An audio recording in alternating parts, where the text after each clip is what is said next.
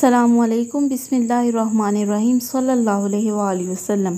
حضرت علی رضی اللہ تعالیٰ عنہ کے دور خلافت میں خوارج میں سے 3 اشخاص برق بن عبداللہ، عمرو بن بکر تمیمی اور عبد الرحمن بن ملجم مکہ مکرمہ میں جمع ہوئے۔ انہوں نے صورتحال پر تبادلہ خیال کیا اور اس نتیجے پر پہنچے کہ سارا فتنہ ان 3 لوگوں کی وجہ سے ہے جن کے ہاتھوں میں حکومت ہے، ان کو کسی طرح ختم کر دیا جائے۔ برق نے کہا کہ معاویہ کو قتل کر دینے کی ذمہ داری میں لے لیتا ہوں۔ عمرو تمیمی نے کہا کہ عمرو بن عاص کو ختم کر دینے کی ذمہ داری میں لیتا ہوں۔ عبد الرحمن بن ملجم نے کہا کہ حضرت علی کو قتل کر دینے کی ذمہ داری میں لیتا ہوں۔ انہوں نے یہ واضح کیا کہ ہم میں سے ہر ایک 17 رمضان المبارک جب کہ یہ لوگ فجر کی نماز پڑھانے کے لیے نکل رہے ہوں، حملہ کر کے اپنا کام کریں گے۔ اپنے بنائے ہوئے پروگرام کے مطابق برق بن عبداللہ حضرت معاویہ کے دارالحکومت دمشق روانہ ہو گیا اور عمرو بن بکر تمیمی مصر کی طرف، جہاں کے حاکم عمرو بن عاص تھے۔ عبد الرحمن بن ملجم حضرت علی کے دارالحکومت کوفہ کے لیے روانہ ہو گیا۔ 17 رمضان المبارک کی صبح فجر کی نماز پڑھانے کے لیے حضرت امیر معاویہ تشریف لے جا رہے تھے کہ برق نے تلوار سے حملہ کیا۔ حضرت معاویہ کو کچھ محسوس ہوا، انہوں نے دوڑ کر اپنے آپ کو بچانا چاہا، پھر بھی برق کی تلوار سے ان کی ایک سرین پر گہرا زخم آ گیا۔ برق کو گرفتار کر لیا گیا اور بعد میں قتل کر دیا گیا۔ زخم کے علاج کے لیے طبیب لایا گیا۔ اس نے زخم کو دیکھ کر کہا کہ یہ ایسی تلوار کا زخم ہے جس کو زہر میں بجھا دیا گیا ہے۔ اس کے علاج کی ایک صورت یہ ہے کہ گرم لوہے سے زخم کو داغ دیا جائے۔ اسی طرح امید ہے کہ زہر آپ کے پورے جسم میں اثر نہیں کر سکے گا۔ دوسری صورت یہ ہے کہ آپ کو ایسی دوا تیار کر کے پلاؤں جس کا اثر یہ ہوگا کہ اس کے بعد آپ کی کوئی اولاد نہ ہو سکے گی۔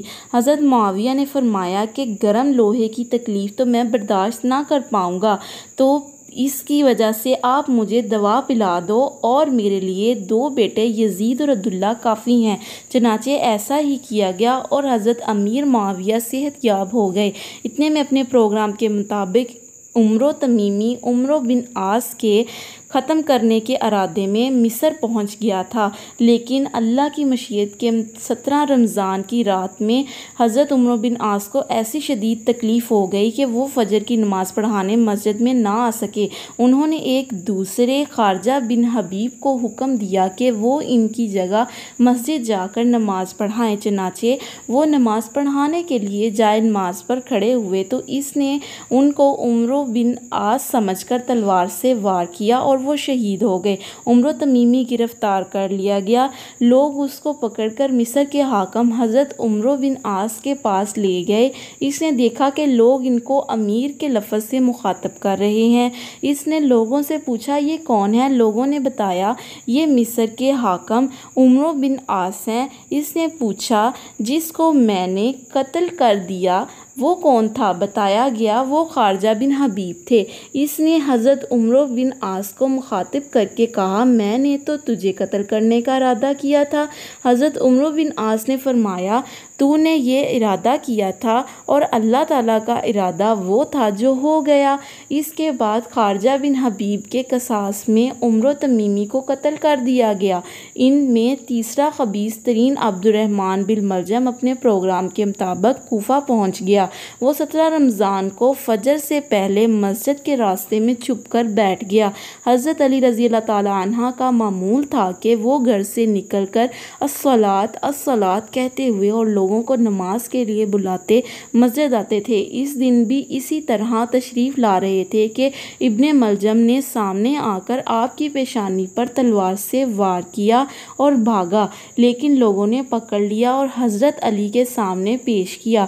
حضرت علی نے فرمایا اگر میں زندہ رہا تو اس قاتل کے بارے میں جیسے چاہوں گا فیصلہ کروں گا، چاہوں تو معاف کروں اور چاہوں تو نہ معاف کروں۔